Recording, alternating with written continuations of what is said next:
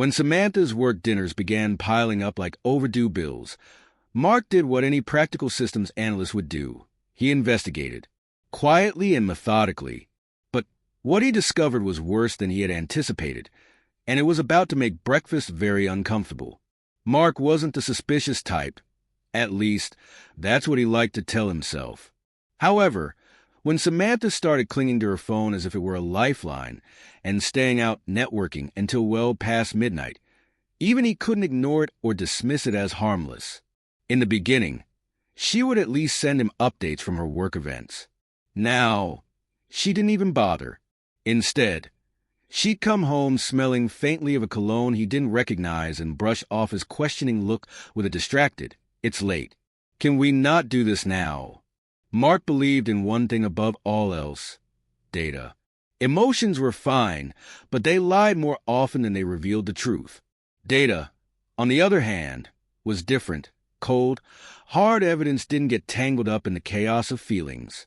And since Samantha's behavior was starting to feel like one of those glitches he dealt with in client software, he decided to approach it the same way. So, 3 nights ago, while Samantha was out for drinks with her team, Mark put his trust in a tool he understood better than he understood her, his laptop. After all, his job was to stress-test digital systems for vulnerabilities. Marriage, he thought, wasn't so different from a computer system. You just had to know where to look for the flaws. It took him less than 10 minutes to set up the monitoring software. Mark justified his actions with that timeless, totally reasonable excuse. He had to be sure. The app was invisible on her screen and sent updates directly to his email, logging her texts, calls, locations, the works. He felt a pang of guilt, but it quickly evaporated, dissolved by years of watching his clients sabotage their own systems with laziness and shortcuts. With a single-click on install, Mark crossed the line, and he was fine with it. By the very next day, he had what he needed. Not some dramatic or explicit confession, but a flirty exchange with a guy named Brad. Brad, the type who probably wore fitted polo shirts and referred to every beer as a cold one. Every message from Brad was peppered with enough winky faces to make a middle schooler blush. He kept wishing he could see her. And then came the smoking gun. "See you at 7 at my place. You know where the key is. Can't wait." Mark didn't feel anger or heartbreak. Not really. What he felt was closer to detached curiosity, like watching a bad movie you can't bring yourself to turn off. The pieces fell into place. The late nights, the locked phone, the faint perfume. But mostly he felt vindicated. His gut instinct and the data didn't lie. He had gathered all the proof he needed, and the cold certainty of it was oddly comforting. The next morning, Mark did something he hadn't done in years. He got up early and made breakfast, pancakes, to be specific, which Samantha used to love before her life turned into one endless networking event. When she came downstairs and saw the spread, she hesitated, her usual practice distraction replaced by genuine surprise. Mark hid a smirk as he watched her try to gauge his mood morning. He said, motioning to the pancakes, "Made breakfast. Thought it'd be nice to have a normal morning." She blinked, momentarily thrown off balance, but trying not to show it. "Oh, wow." "Thanks, Mark," she said, taking a seat across from him and forcing a warm smile. She poured syrup onto her plate, her phone out of sight but likely within arm's reach, resting on the table just beside her hand.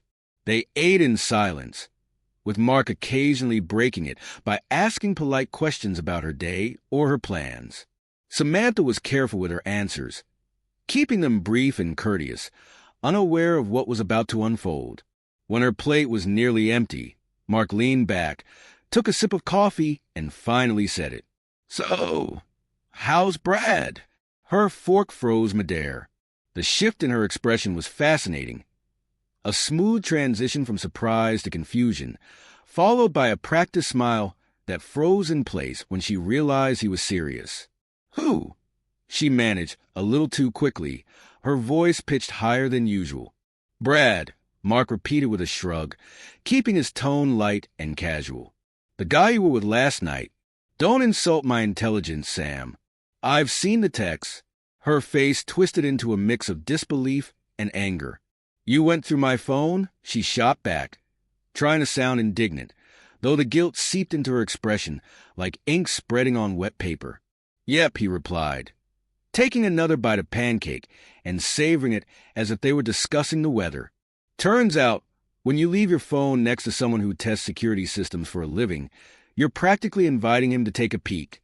She scowled, the defensiveness slipping into her tone. "Mark, maybe if you paid more attention to me and less to your laptop, we wouldn't be having this conversation." Mark chuckled, the sound colder than he intended. "I think I've been paying plenty of attention, Sam. More than you know. But hey, I guess I'm just the guy who pays the bills around here, right?" He pointed his fork at her, grinning as her face reddened. "So, here's the deal. You've got until tonight to pack your things. I'll be back at 8. If you're still here, I'll help you carry your boxes out. If not, well, we both get what we wanted." Her mouth opened and closed as she sputtered, searching for a response. Mark watched her struggle, that rational part of him finding it almost satisfying to see her trapped by her own choices. Finally, she stormed off upstairs, leaving the table and the confrontation behind. She had probably gone upstairs to hastily plan with Brad, beg for forgiveness, or maybe just cry. It didn't matter to Mark. He grabbed his keys and left. He had already decided how the rest of the day would unfold, and he intended to stick to it.